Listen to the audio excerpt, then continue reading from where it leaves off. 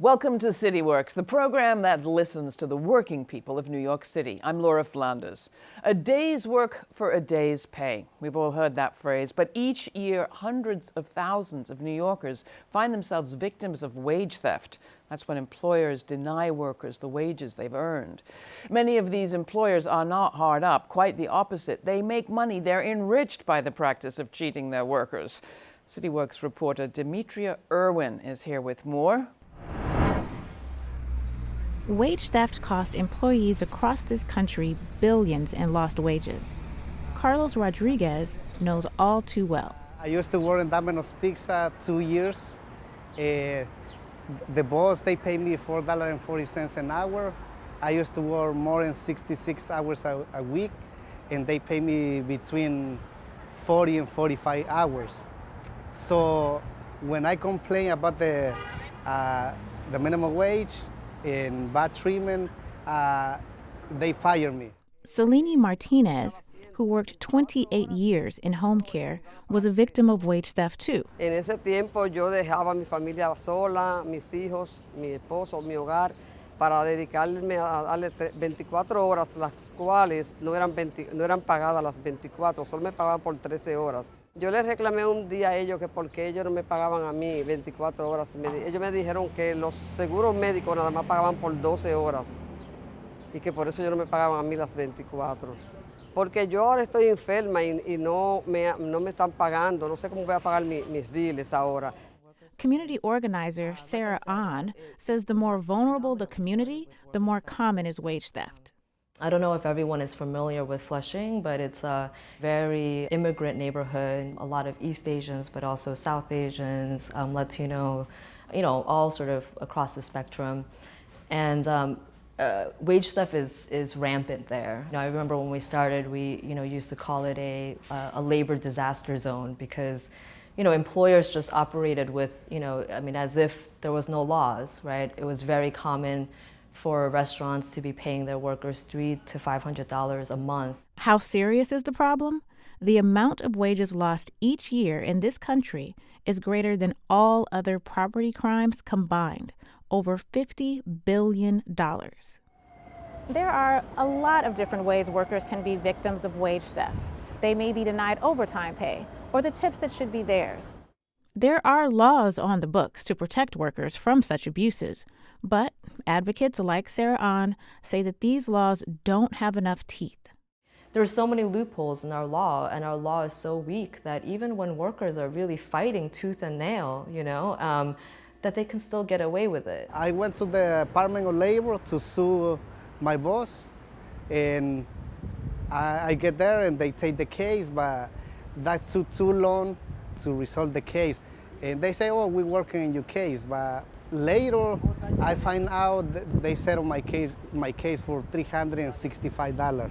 So we come together, we open a class action against Domino's Pizza, but when we sue against the boss, he declared bankruptcy, shut down 2 Domino's Pizza, and he said, oh, I don't have money. Really, what kind of justice is that? Many of these employers are not hard up. Quite the opposite. They are enriched by the practice of cheating their workers. A lot of these employers, they have homes. They have big, nice, fancy homes out in Long Island, or they have bank accounts with lots of money in it. And so we think if they actually have to pay at the end of the day, that they'll actually think twice before they actually commit wage theft in the first place. Ahora lo que estoy luchando para que el gobernador Cuomo firme la ley, empuje la ley para que ya no se trabaje 24 horas, solamente pagando 13 horas. We workers really can't wait any longer. We advocated for this bill for 4 years. The problem has only gotten worse. Stella Bassaril is an organizer with the Freelance Solidarity Project. She sees the pervasive effects of wage theft. It impacts not just the family unit or the individual, but it also trickles into the community because those people are no longer to contribute in financial ways, meaning putting money back into their communities because they don't have it. While the SWET legislation is a great step forward, clearly more needs to be done to protect workers' wages. For CityWorks, I'm Demetria Irwin. So, Demetria, you didn't just report this story, you kind of lived it, right? Unfortunately, I have had experiences with wage theft in my time here in New York City, with publications being late paying me, and at one point, I thought it was going to be not at all. And it came out, the most egregious wage theft story that I had was from Ebony Magazine, one of my favorite publications, a legacy publication that's been out since 1945. My grandmother used to have it. I was so honored to write for this publication, and I had dozens of times previously. So what a heartbreak. It was such a heartbreak. First quarter of 2017, I wrote a story for a special issue. No problem. That's how it goes. It goes out, and nothing. I hear nothing about my invoice.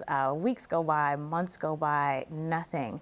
I'm contacting accounts payable. I'm getting just absolutely no response from them. So then you found out you're part of a whole group.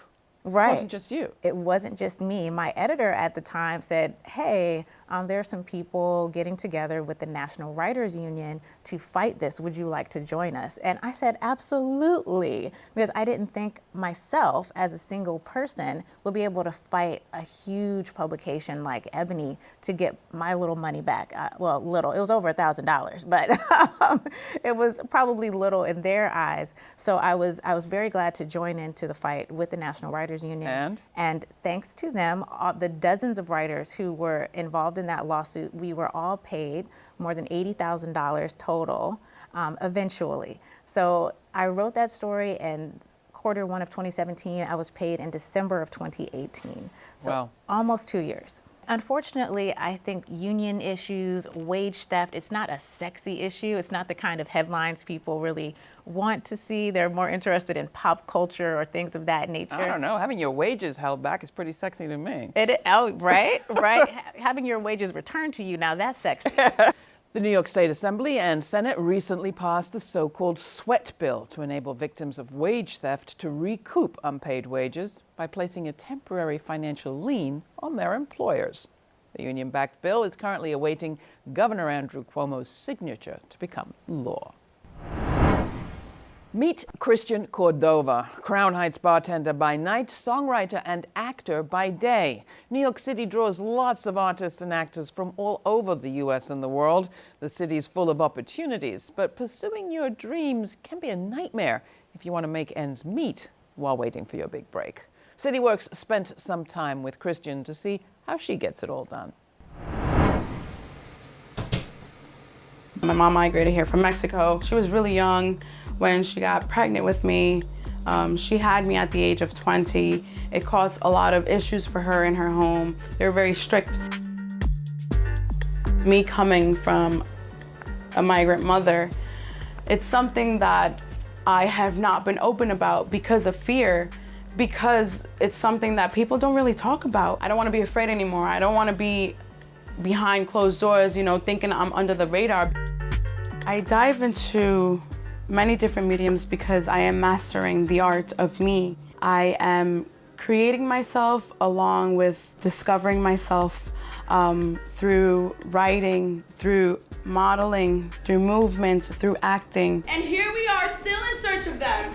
Our mother and father. Who we've never forgotten. I'm going for my BFA in acting at Brooklyn College. I went through the audition process. I had to write 5 essays and I got in. I have a couple of headshots here. As an actor, you never know where your money's gonna come from. But starting off, you have to know that it's not gonna happen right away. There's been days where I've had a negative balance in my account, $0 in my pocket. I have a cousin who's been bartending for a while, and she says, Christian, there's this opportunity, come interview. Fridays, I start at 3, the bar opens at 4, and then it closes at 2 a.m. I'm getting out of here at like 2:45, 3 o'clock in the morning. I have to get here an hour before so I can go upstairs and mentally prepare. Because although I am welcomed, I still have to breathe and center myself. And I'm up there doing that, so once I'm down here, I'm ready to go. The challenges of being a bartender can range from having a bad day prior to your shift and trying to push that away to having someone get extremely drunk and aggressive. You need all your senses. You need to be open, always awake, always listening, have eyes behind your back, multitasking. And I am a very high energy person, so I excel in high energy places. As a bartender, you also have to be a therapist, but you gotta give them short therapy sessions, quick 5 minutes, and know when to cut them off. To be very honest with you, what helped me get to this point was my theater training, because I've taken speech classes, I've taken acting classes. That really prepared me, that really built my character, that built my confidence. What do you think, William? Should I use this rope or my hands? I don't know, Stacy. They both have their merits. I fell in love with it. And, you know, bartending is also fast money, and it's safe, because there are other ways to make fast money that are not safe, and I didn't want to go down that route. Tell me it's me that you need. Living in Sunset Park, it's like little Mexico on Fifth Avenue, you know, and I've grown so much out here. I've created so much out here as we elevate. I shot my music videos here in Sunset Park last year. The whole summer was just focused on that. Thankfully, there are restaurant bar jobs that are extremely flexible, and you're able to make enough to still go to auditions, to still be part of a play. I'm one in a million stories. You know what I'm saying? There's so many people like me, so many people that have had their parents pave that for them. And at the end of the day, we do it for our parents. I do it for my mother. I need to give her everything she's worked for. I need to give her a break. To cover her face from the pain. The CUNY School of Labor and Urban Studies is the 25th and newest school under the CUNY umbrella. Dedicated to public service and social justice, the CUNY School of Labor and Urban Studies offers undergraduate and graduate degrees in the areas of labor studies and urban studies, and certificate programs in labor relations, public administration and public policy, healthcare policy and administration, and community leadership. We pride ourselves on being an institution that brings together activists and academics. Find out more at slu.cuny.edu. New York City. We have the most unionized workforce in the country. Workers are twice as likely to be union members here as in any other part of the states. Strength in numbers makes all the difference when it comes to worker-employer negotiations. But laws, recession, and natural attrition mean that city union organizers can't sit on their laurels. A comprehensive new study co-authored by Ruth Milkman, research director of the CUNY School of Labor and Urban Studies, sounds kind of an alarm. Milkman is also a distinguished professor of sociology at the City University of New York Graduate Center. Ruth, welcome to the program. Glad to have you. Union density. I can hear right-wingers making quips about the lucidity of our leaders, but that's not what we mean. Union density just means the percentage of the workforce that is unionized. And why is this so important? Well, it's the best single measure of the strength of organized labor. And union density back in the heyday of labor in the 1950s was about 33%. Today it's down to only 6% in the private sector nationally, and as you said, roughly double that here in New York. But so that's quite a change. Public and private sectors continues to be very different. You've been doing these studies, I think, for 10 years. Is that what you said here in New York? 10 years here in New York. What did you find this year? So, yes, private sector density is the lowest, not just in New York, nationally. So, but here in New York, it's about 14%, whereas public sector, 2/3 of New York City workers are union members in the public sector.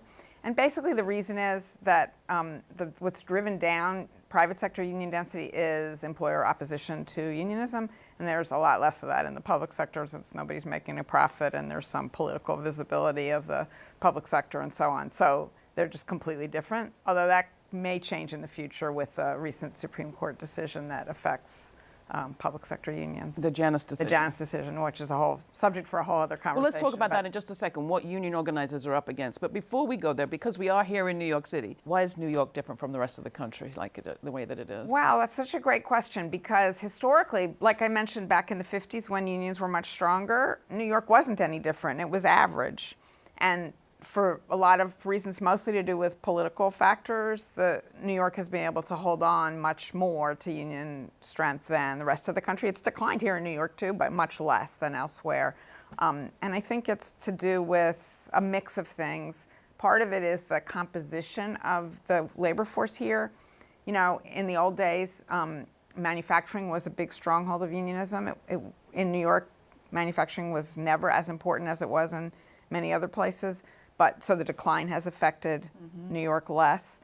Another factor is the centrality of construction to the city's economy. I would say real estate is the single most important industry in the city of New York, and economically and probably politically too. And that's a very highly unionized sector here in New York. It isn't everywhere, but so that contributes a lot. The hotel union is very strong in New York, and of course tourism is another really important industry. So things like that make New York somewhat different from the rest of the country. So the flip side of your story really is about organizing and about the challenges that organizers are up against. So actually one of the big things that organizers face as a challenge is simply that labor market churn I was mentioning before. Because just to stay in place, they have to do a lot of new organizing, much less to increase density, which is a very heavy lift. So that's true everywhere, not just here in New York, but that's one of the big challenges. And then, you know, the legal environment, to put it mildly, is not exactly friendly right now either, the legal and political environment. So the Janus case that you mentioned, that's a national thing. It doesn't just affect New York. That was brought by some conservative organizations who found a plaintiff. His name, amazingly, is Janus, as in Janus faced, you know, and he is a public sector employee, and he brought suit saying that it should be illegal for him to be paying what are called agency fees. This is very inside baseball language, but it basically means in the public sector, in many jurisdictions, if a union represents the workforce, say teachers or social workers or whatever, who are public employees, if they choose not to join the union can still collect what's called an agency fee, or sometimes a fair share fee, for the representation of those workers, because the law requires the union to represent them even if they don't join the union. So that's now been challenged, and successfully, by Mark Janus. New York State actually passed some legislation trying to blunt the effects of that locally, and you know, I think it's too early to know whether it will make a difference or not. There isn't a whole lot of new public sector organizing anyway. It's where the action is really in private sector. So you've got a situation where the question of union organizing is critical, clearly. It's not something that can just be static. People have to keep organizing and keep bringing in new people. Just to stay in place, just to stay in place. We've got a political campaign going on in the background of this conversation where it looks as if the Democratic candidates, anyway, are paying more attention to the labor sector than they have in years. Maybe they got the message that they've been kind of sleeping at the wheel. What do you make of any of the proposals that are coming out of those candidates? Bernie Sanders, former governor of Vermont, Senator Sanders, former presidential candidate, he has made it his major campaign plan to double union density in his first 4 years by, among other things, making it easier to organize. Yes. Well, so he has adopted some proposals that have been around for a long time, but that have not gained political traction. And I guess if we had President Sanders, maybe they would. It's not something a president can do alone. It would require changes in congressional legislation. But basically, the law of the land in terms of labor organizing is mostly framed by something called the National Labor Relations Act, passed back in 1935. And it's still the law of the land, but it has kind of been eviscerated over the years by a bunch of court decisions and workarounds that employers and their labor consultants have developed to make it much more difficult than it was in the 1930s to recruit new workers into unions.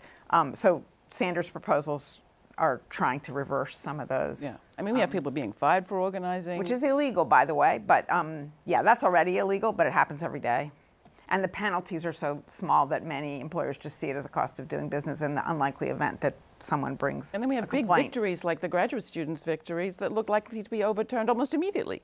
Well, that one might be, but actually, what gives me hope about the future of labor is actually the younger generation of workers who seem much more interested in unions than previous generations for quite a while. So the graduate students are one example. Journalists in your field are another one who are organizing more than in the past. And even the teachers, not here in New York where they're already very strongly unionized, but the red state teacher strikes that we saw a year ago were led by mostly millennial generation teachers who, if you look at the polling data on millennials, they're very positively, they view unions very, very positively more than older people. I think since the 2008 crash, where we've seen a resurgence of social movements challenging the economic and political order to a much greater degree than in many, than since the 60s probably, things like Occupy Wall Street and Black Lives Matter and so on. And those are spearheaded, just like some of the new union organizers, by a new generation that is much more critical of the status quo and is very interested in organizing in the workplace. So that's the basis for, if there's any basis for optimism, that's where it lies. So the culture could be shifting, whereas for many years we've had the creation of a status quo or a culture where not being a member of a union is the norm. Mm-hmm. I don't know, again, what gives me hope is the young people who come to take our labor studies courses at the school and who are doing the new organizing. The future is theirs after all, and so if anything does change, it's going to be their work that makes it happen. All right, thank you so much. You can find more information about the study that we've been discussing at the website of the Labor and Urban Studies School here at CUNY. They're the folks who bring you CityWorks. Thanks.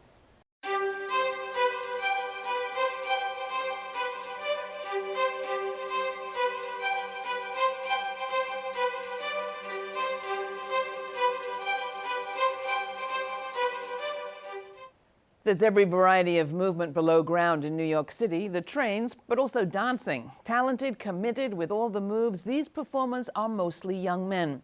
In the cars or on the concrete platforms, their strength and agility can seem superhuman, but it's not. It's human. CityWorks recently caught up with dancer Israel Jules. Just coming out to New York when I was 18 years old, I started street performing by myself. Just because I was homeless at the time, and that's the only means I had to make money.